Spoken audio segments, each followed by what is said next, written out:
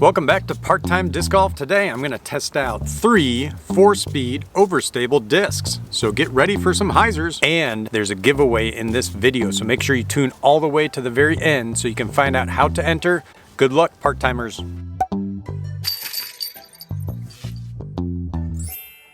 We're going to start with the very popular Westside disc Harp. The numbers on this are 4303. When it comes to approach shots that you want to hyzer in, I don't think there's any better disc than a Westside Discs BT Medium Harp. This disc is great for backhand hyzers, as you can see in these shots. In this shot, I had a really strong left to right wind. This Harp did a great job of fighting that wind, and you notice how it goes really straight. That had a lot to do with the wind. Now the next shot, I was throwing the opposite direction, so I had a very strong right to left wind, and man, that wind really carried it along with the hyzer. So this is a disc that really wants to hyzer. This last shot, man, these overstable discs really ate it up. I think it was a 260-foot hyzer shot around the tree. This Harp was parked. I did try this Harp on an anhyzer line to see if it would fight out, and yes, certainly it did fight out, and it gave me a little bit of a hyzer at the end. And of course I got to try the Harp on a sidearm shot.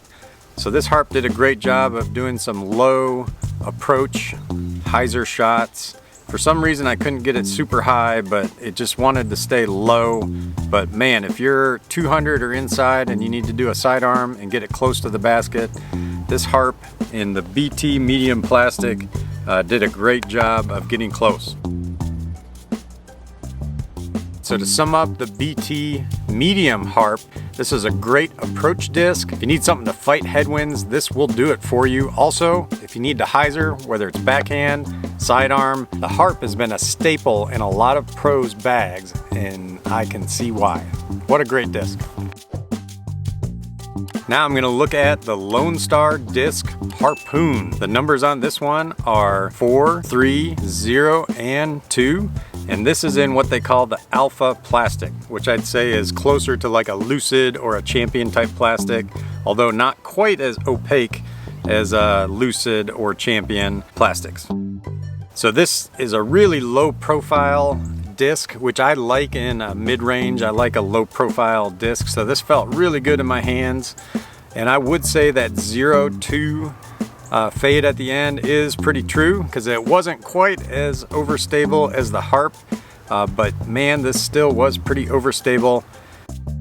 And this is just another great hyzer disc. If you're anywhere from 300 to 200 out and you need to throw a hyzer, I'd say this would be a great disc. Really wanted to go straight and finish strong. I tried this on an anhyzer, and of course, just like the other ones, it fought out. Did a great job of doing that. And it did feel pretty good doing a sidearm because of that low profile. Again, just like the Harp, it just wanted to stay low. Okay, I couldn't really get it super high, although on this last shot I was able to get some good height on it and got it pretty close to the basket. I don't know a lot about Lone Star discs, but man, their plastic feels great.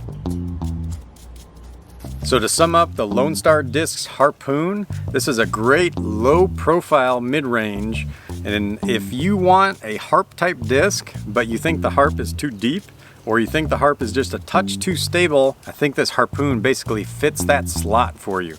I really do like low profile discs when it comes to doing sidearm. The Harp, for some reason, is a little too deep for me to get a sidearm, so this felt much more natural doing a sidearm, and it felt great doing a fan grip backhand. Hey, Lone Star Disc, you guys are putting out some great discs, and I really enjoy this. Can't wait to try out some more of your discs. All right, the last disc I'm going to look at is my giveaway disc. So this is the RPM Atomic KEA. And man, I don't know a lot about RPM, but they have some very cool stamps on their discs, and it's made in New Zealand. I do know that.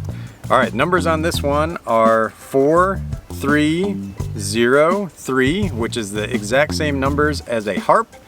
But I will tell you, after throwing this a couple times, it was very apparent that this thing was even more overstable than a Harp. Believe it or not, this thing out of my hand immediately wanted to turn to the left on a backhand. This one I had to start it even wider than some of the other discs I tried out today, and it still parked it very close. So yes, if you need a big hyzer mid-range disc, even more overstable than a Harp, man, this is a great one. All right, and then trying it out on an Anheuser. This thing fought that Anheuser quicker than any disc that I tried that day. All I can say is this disc is overstable. On a sidearm, it felt great because it was low profile. I was able to get a little bit more height. It felt a little more natural to get a little more height on this disc. On a sidearm, this thing was still very stable for sure. As soon as I released it, it wanted to flip almost immediately to that hyzer side. So even backhand, sidearm, doesn't matter. This thing is overstable. So to sum up the RPM Kea, if you're looking for something overstable that's in a 4-speed and you want to use it as like an approach disc, I think this RPM Kea is for you. This has got a sweet stamp on it. That's why I'm picking this as my giveaway disc for this month. You need to like, comment, and subscribe on this video, and I'm gonna pick a winner this Sunday at 8 p.m. Eastern time, and then I'll post the winner on my next video, and I'll be announcing also on my Instagram at PartTimeDG. Make sure to like, subscribe, and comment. Thanks for tuning in. Appreciate it, guys. Peace out. If you'd like to get one of these discs, head on over to tudiscgolf.com. Use the code RIDER2022 for 5% off. We got these discs and more available there now.